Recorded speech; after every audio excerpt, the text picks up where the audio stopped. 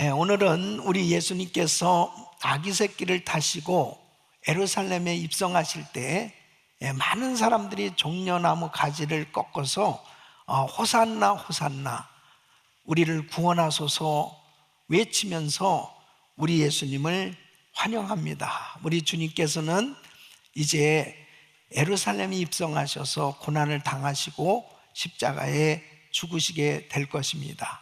바로 이제 고난 주간을 맞이하게 되는 종려 주일입니다.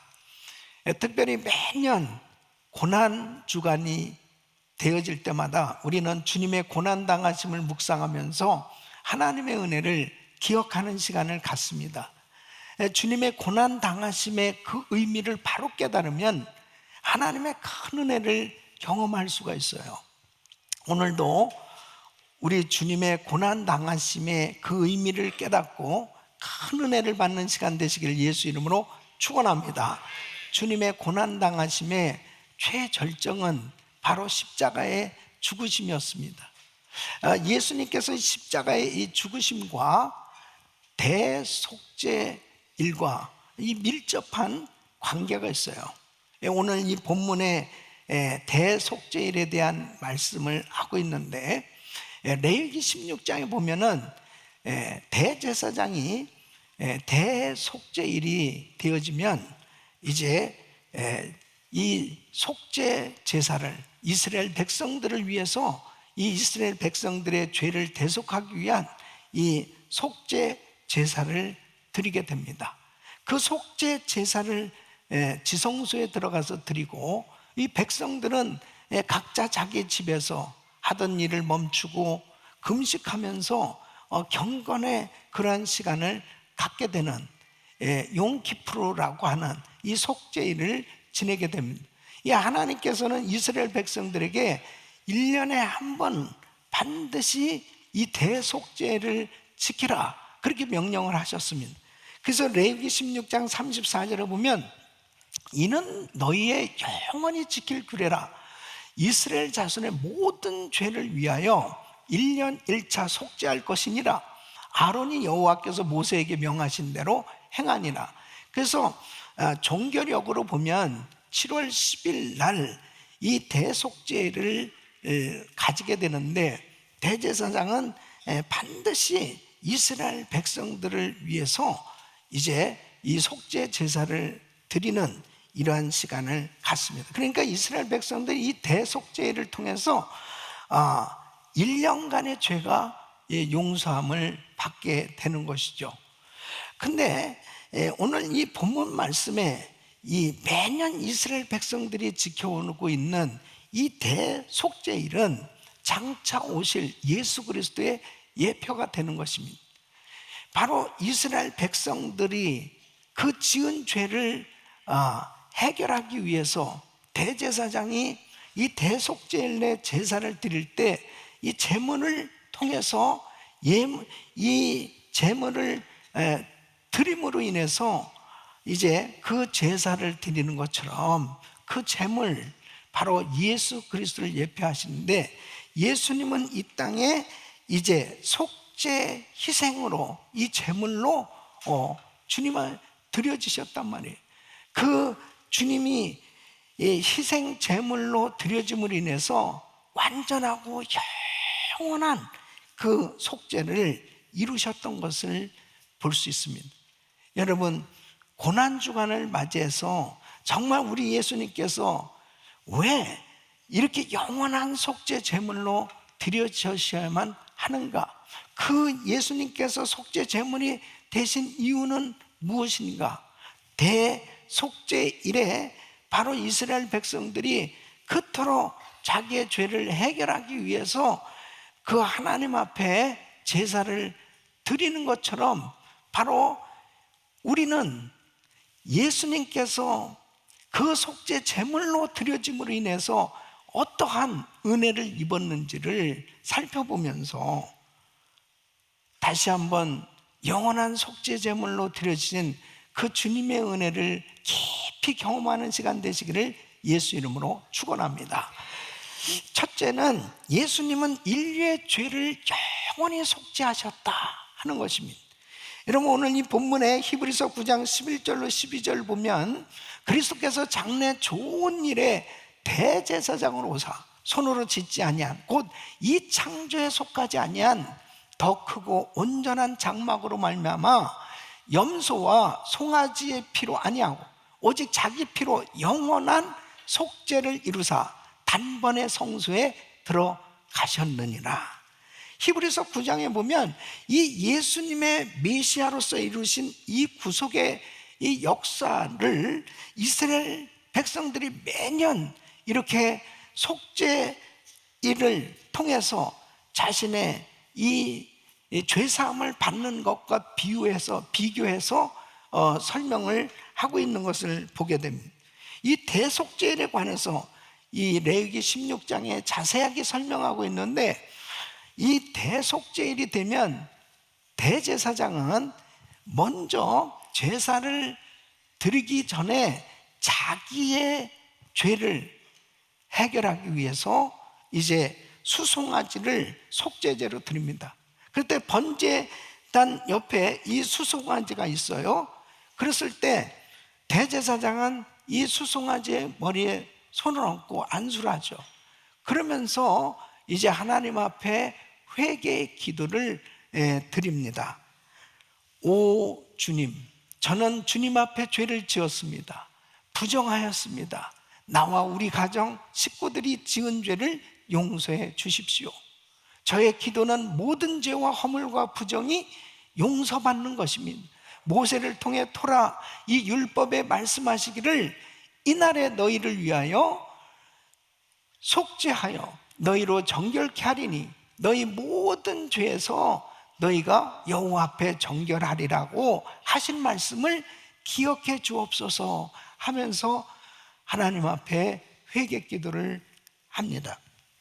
그래서 자신을 먼저 정결케 하는 의식을 갖고요. 그리고 염소 2마리를 준비합니다. 그래서 한 마리는 이제 잡아서 그 피를 가지고 지성소에 들어갑니다. 이 지성소에는 이 법궤 위에 이 덮은 이 속죄소가 있죠. 그 위에 피를 뿌리고 또 성소에 그리고 번제단에 피를 뿌리면서 이 속죄하는 그러한 시간을 갖습니다. 그리고 한 마리는 이제 이 염소에 안수를 하고 이스라엘의 모든 죄를 정가시켜서 광야로 보내는, 이것이 바로 아사셀 염소입니다. 그래서 멀리 보내는 거예요. 이스라엘 백성들의 죄를 가지고 멀리 떠나보내는 이런 의식을 갖게 됩니다. 이 2 염소는 장차 오실 이 메시아, 이 그리스도를 예표하고 있는 것. 또 대제사장도 역시 그리스도를 예표하고 있는 것입니다.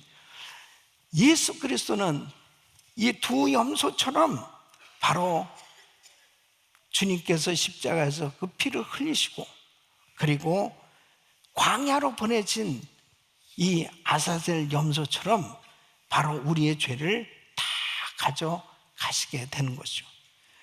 그래서 바로 우리 예수님은 이제 인류의 모든 죄를 다 담당하시고 그 십자가에서 영원한 이 속죄를 해결해 주신 줄로 믿습니다.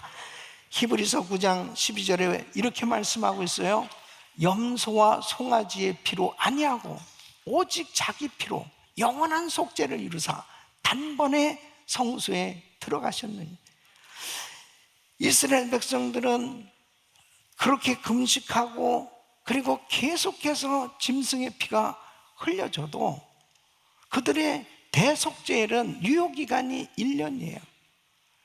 그런데 우리 예수님께서는 이제 그 십자가에서 자신의 그 귀하신 피를 다 쏟으시면서 그 속죄 제물로 드려지심으로 완전하고 영원한 속죄를 이루시게 된 줄로 믿습니다. 그래서 히브리서 10장 1절로 4절에는 율법은 장차 오는 좋은 일의 그림자요 참 형상이 아니므로 해마다 늘 드리는 바, 같은 제사로는 나오는 자들을 언제든지 온전케 할 수 없느니라. 그렇지 않으면 섬기는 자들이 단번에 정결케 되어 다시 죄를 깨닫는 일이 없으리니 어찌 드리는 일을 그치지 아니하였으리요. 그러나 이 제사들은 해마다 죄를 생각하게 하는 것이 있나니 이는 황소와 염소의 피가 능히 죄를 없이 하지 못함이니. 그러니까 계속 죄를 해결하기 위해서 이렇게 많은 동물이 드려져도 해결할 수 없었는데, 바로 우리 예수님이 그 십자가에서 그 귀하신 몸을 상하시고 피를 쏟으시면서 단번에 영원한 속죄를 이루셨다. 이 단번이라고 하는 것은 once and for all, 이 한꺼번에 한 방에 죄 문제를 다 해결하셨다. 이것은 정말 놀라운 하나님의 은혜인 줄로 믿습니다. 그리스도의 피의 능력이 얼마나 위대한지 한번 보십시오.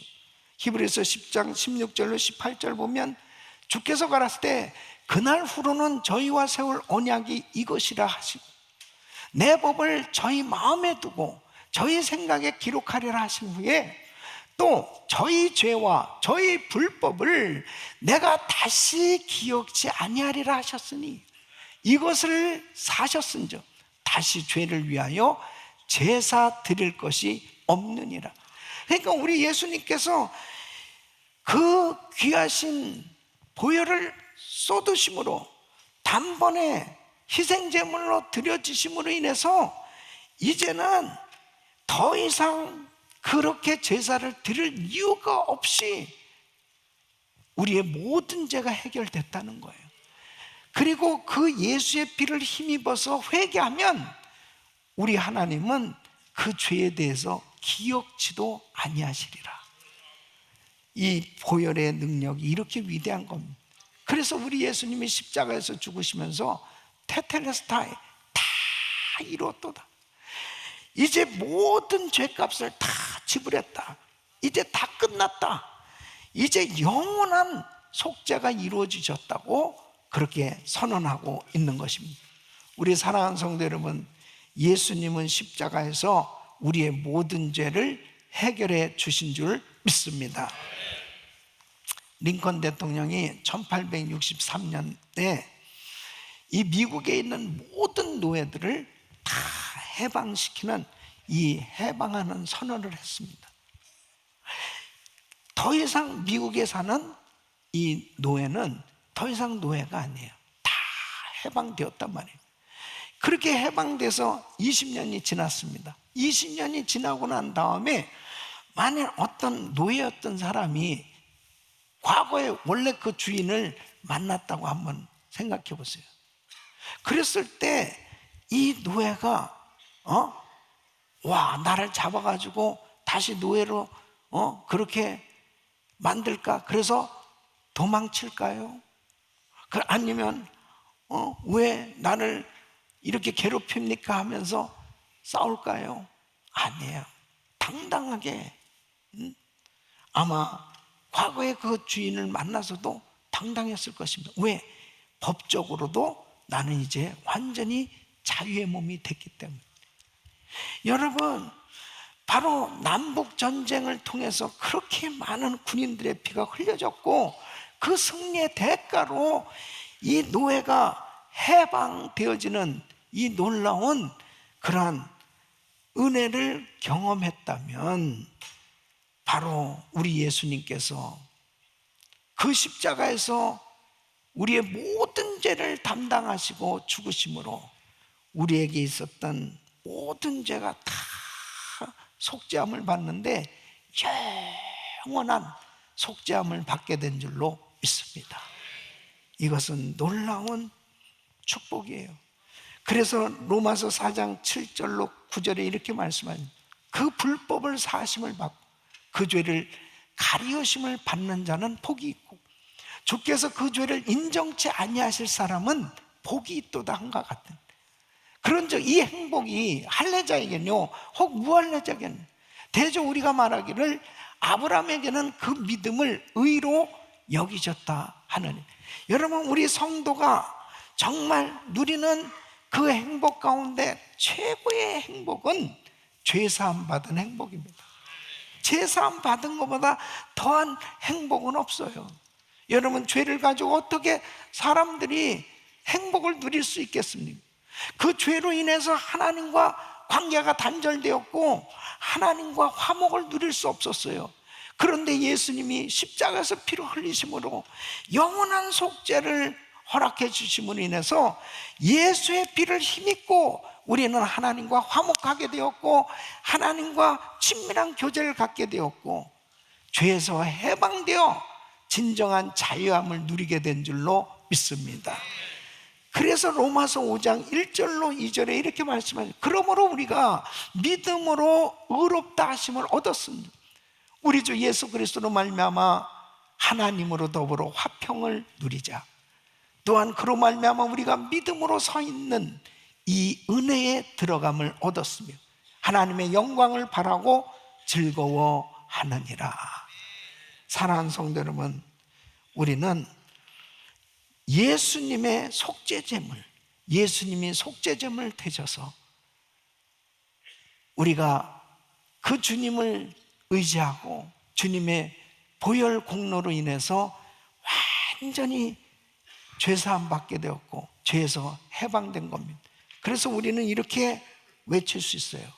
우리 같이 한번 외쳐보겠습니다. 나는 죄사함을 받았다. 나는 죄사함을 받았다. 아멘. 그래서 우리는 예수님 때문에 이제 더 이상 죄의 노예가 되는 것이 아니고 죄에서 해방돼서 하나님과 더불어 정말 참된 교제를 누리며 진정한 자유함을 얻게 된 줄로 믿습니다.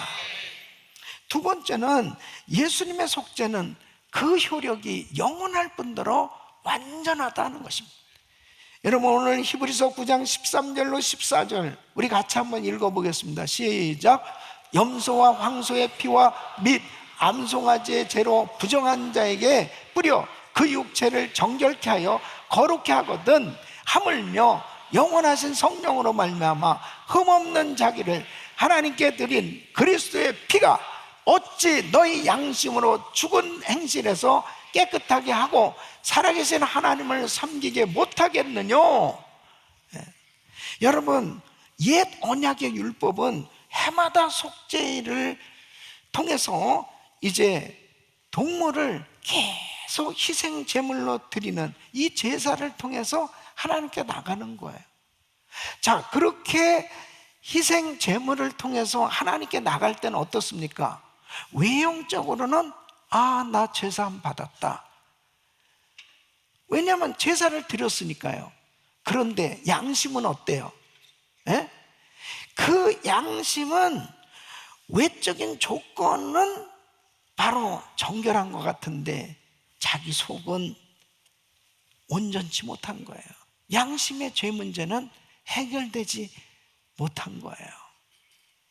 그런데 바로 우리 예수님께서 속죄 제물 되셔서 우리 주님이 십자가에서 피 흘려 죽으신 그 속죄 제물로 드려지신 바로 그 속죄 제물로 드려지는 우리 주님을 의지하고 그 속죄함을 받게 되어지면 외형적인 면만 깨끗해진 것이 아니고 내 내면의 세계, 내 내면의 양심적인 것까지 온전히 깨끗게 되는 줄로 믿습니다. 그래서 거룩하게 된단 말이에요. 예수의 피로는 내가 거룩한 하나님의 자녀로 그리고 온전하게 하나님을 섬길 수 있는 그리고 하나님 앞에 자유롭게 나갈 수 있는 이 놀라운 축복의 길이 열려진 줄로 믿습니다. 그래서 히브리서 10장 10절로 14절에 이렇게 말씀합니다. 이 뜻을 쫓아 예수 그리스도의 몸을 단번에 들이심으로 말미암아 우리가 거룩함을 얻었노라. 제사장마다 매일 서서 섬기며 자주 같은 제사를 드리되 이 제사는 언제든지 죄를 없게 하지 못하거니와 오직 그리스도는 죄를 위하여 한 영원한 제사를 드리시고 하나님 우편에 앉으사 그 후에 자기 원수들로 자기 발등상이 되게 하실 때까지 기다리시라니, 저가 한 제물로 거룩하게 된 자들을 영원히 온전케 하셨느니라. 참 놀라운 은혜예요. 네? 그러니까 예수의 피가 우리를 하나님 앞에 거룩하게 만드셨는데, 그 예수의 피를 의지하고 주님 앞에 죄사함을 받는 것은 마치 한 번도 죄를 짓지 않은 사람처럼 그렇게 하나님께서 깨끗해 주시고 의롭게 해 주신다는 거예요. 이게 피의 능력입니다. 예수의 피의 능력이에요. 할렐루야. 이렇게 깨끗해 될 수 있는 줄로 믿습니다. 이스라엘 백성들은 그렇게 복잡한 절차를 통해서 하나님 앞에 계속 제물을 가지고 나가서 제사를 드려야 되는 거예요. 그러면서도 너무 답답한 거죠. 근데 우리 예수님이 십자가에서 단번에 자기를 영원한 속죄 제물로 드리심으로 인해서 이제는 더 이상 우리는 이렇게 계속 동물을 가지고 하나님 앞에 제사 드릴 필요가 없이 이제는 언제든지 주님 앞에 나갈 수 있는 그 길이 열려진 줄로 믿습니다. 그래서 히브리서 10장 19절로 22절에 이렇게 말씀하십니다. 시작. 그러므로 형제들아, 우리가 예수의 피를 힘입어 성소에 들어갈 담력을 얻었나니 그 길은 우리를 위하여 휘장 가운데로 열어놓으신 새롭고 산 길이요, 휘장은 곧 저의 육체니라. 또 하나님의 집 다스리는 큰 제사장이 계심에 우리가 마음의 뿌림을 받아 양심의 악을 깨닫고 몸을 맑은 물로 씻었으니 참 마음과 온전한 믿음으로 하나님께 나가자. 아멘. 하나님 앞에 깨끗함을 받을 수 있게 된 거예요. 그리고 이제 우리의 신분이 더 이상 죄인의 신분이 아니에요. 예수의 피를 힘입고 이제 용서함을 받은 우리는 하나님의 자녀가 된 거예요. 그래서 그 하나님의 자녀로 하나님과 친밀한 관계, 아름다운 교제를 가지면서 그 하나님을 섬길 수 있는, 하나님을 아버지하고 부를 수 있는 이 놀라운 특권을 갖게 된 줄로 믿습니다. 그래서 로마서 8장 14절로 15절에는 무릇 하나님의 영으로 인도함을 받는 그들은 곧 하나님의 아들이, 너희는 다시 무서워하는 종의 영을 받지 아니하여 양자의 영을 받았으므로 아바 아버지라 부르짖느니라. 하나님을 아빠 아버지 하고 부를 수 있는 이 얼마나 큰 행복이에요. 아멘. 그 하나님을 아버지 하고 부를 수 있는 이 자녀라는 사실은 여러분 이제 바꿔지는 것이 아니에요. 예수 그리스도 안에서 우리는 영원한 천국에 갈 때까지 하나님을 아버지 하고 부르는 그런 특권을 받게 된 줄로 믿습니다. 근데 이 마귀는 계속해서 하나님의 자녀들을 향해서도 송사하는 거예요. 참소하는 거예요. 너 같은 게 무슨 하나님의 자녀라고, 너 같은 게 무슨 주의를 한다고 그러면서 참소하고 송사하잖아요.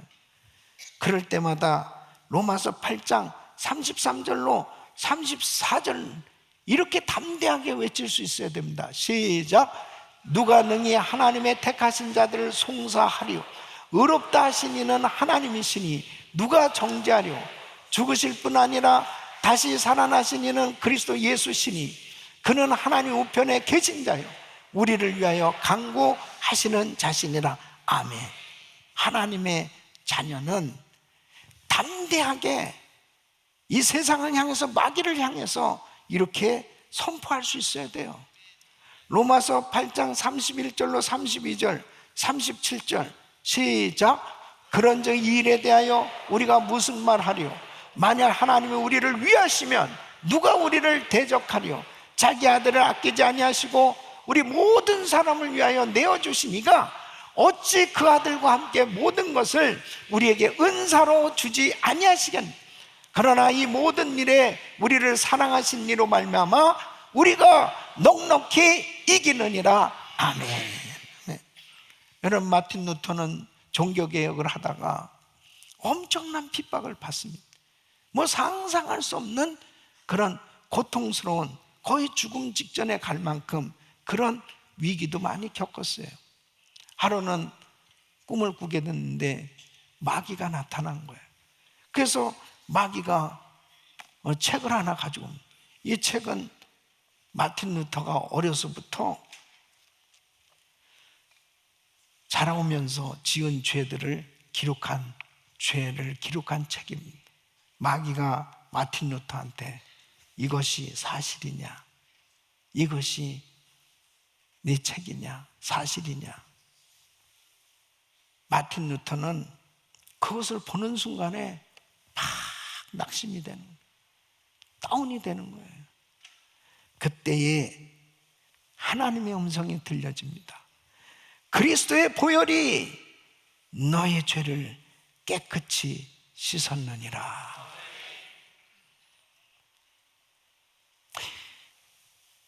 그리스도의 보혈이 그 죄를 지우고 우리의 죄를 깨끗게 하였다고 기록하라 말씀할 때 사단이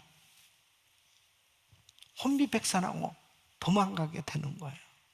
사랑하는 성도 여러분, 내가 행위가 의로워가지고 하나님의 자녀가 되는 것이 아니에요. 예수의 피를 힘입고 예수의 그 보혈 공로로 나의 죄가 사함받고 하나님의 자녀가 된 줄 믿습니다. 그러므로 예수의 그 보혈의 능력은 참으로 위대한 겁니다. 나의 어떤 죄도 깨끗게 하실 수 있는 능력의 피, 바로 그 피를 힘입고 나갈 때 내가 해결하지 못했던 이 잘못된 습관들도 다 끊어질 수 있어요. 해결될 수 있어요. 그래서 어떤 형제가 마약에 중독돼 가지고 그렇게 끊어보려고 별짓을 다 하는데 잘 안 되는, 감옥에 갔다 오고 뭐 별짓을 다 해도 안 되는 거예요.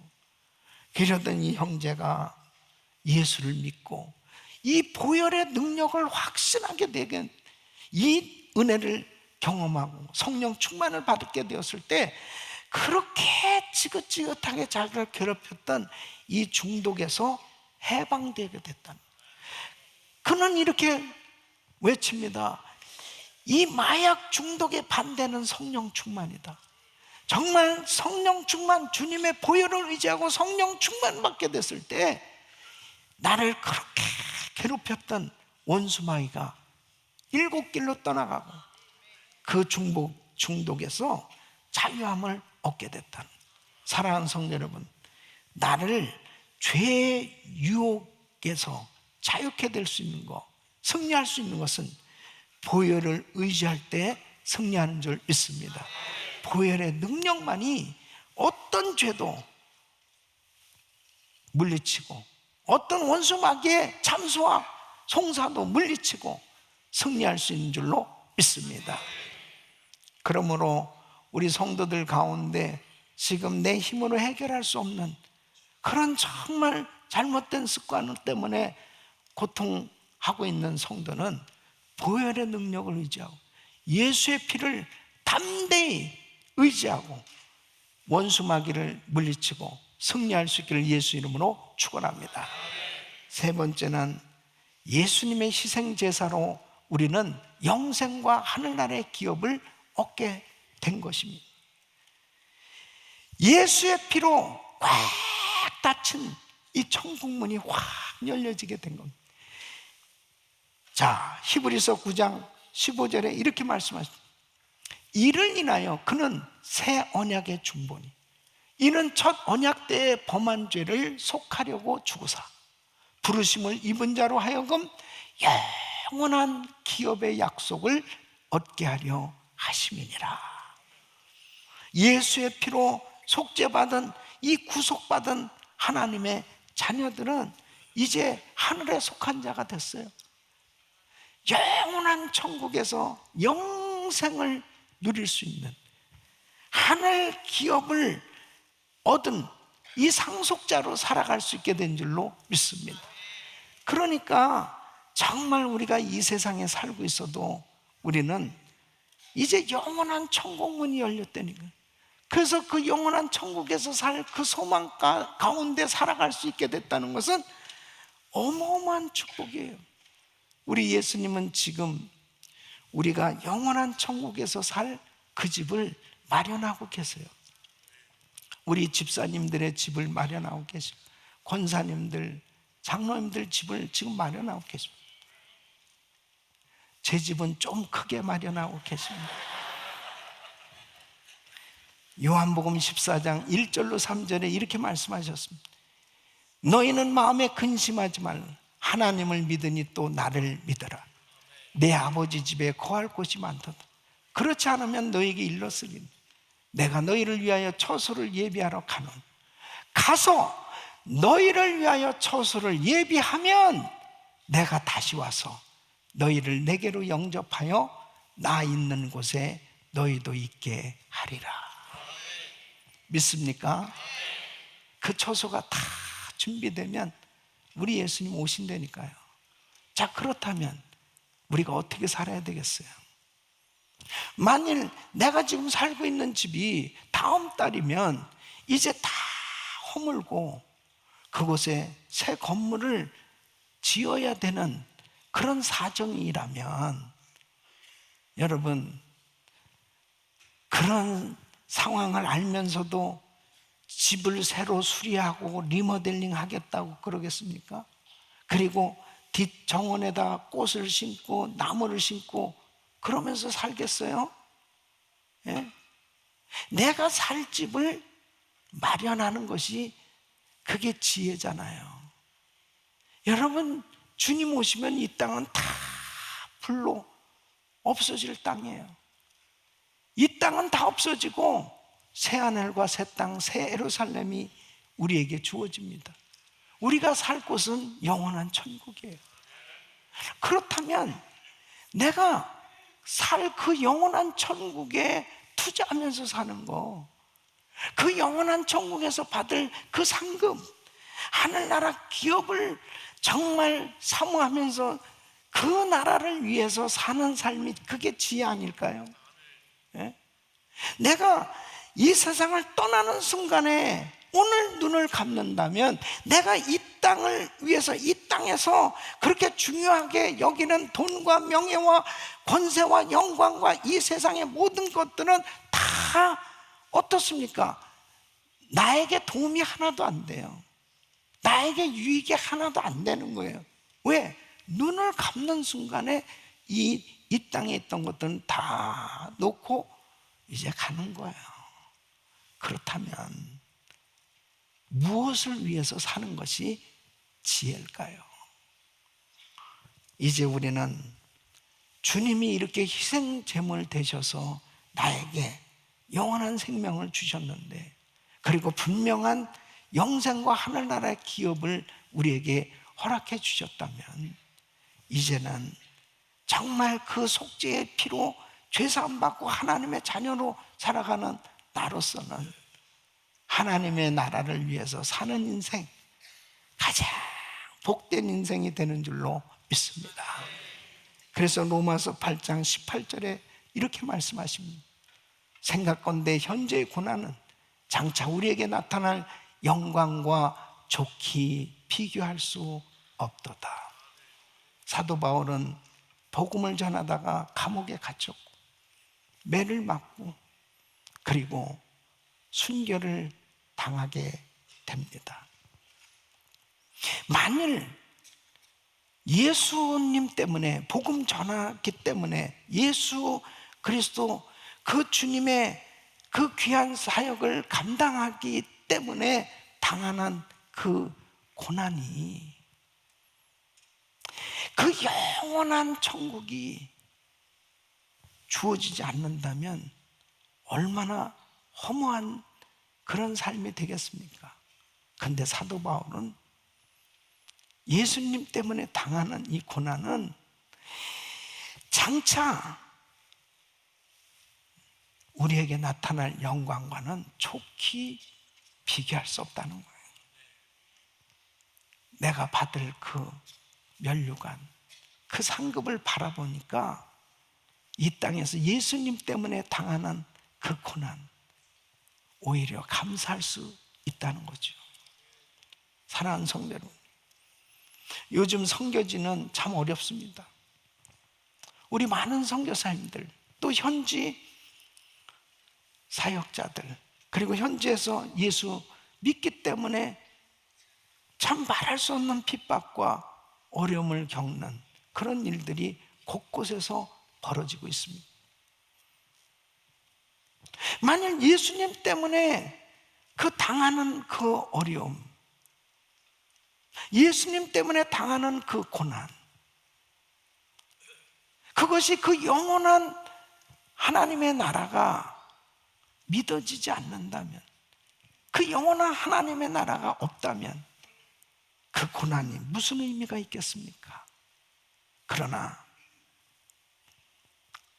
예수 그리스도를 믿는 하나님의 자녀들에게 주어지는 그 영광스러운 천국, 그 분명한 하나님의 나라가 예수 믿는 우리에게 주어지기에 우리는 복음 전하다가 당하는 어려움, 고난은 하나님께 영광인 줄로 믿습니다. 우리가 무엇을 위해서 살아야 될까요? 정말 왜 예수님은 하나님이신 죄 없으신 분이 이렇게 처참하게 십자가에서 죽으셔야만 했고, 그렇게 희생 제물로 드려지셔야만 했습니까? 나를 살리시려고, 나를 영원한 하나님의 나라로 인도하시기 위해서, 나를 그 영원한 하나님의 나라의 영광스러운 그 하나님과 함께 살 수 있는 그 길을 열어주시기 위해서 우리 주님께서 희생제물로 드려지셨다면 그 주님의 은혜에 깊이 감사하며 그 영원한 하나님의 나라를 늘 사모하며 그 주님께 찬양하는 삶이 될 수 있기를 예수 이름으로 축원합니다.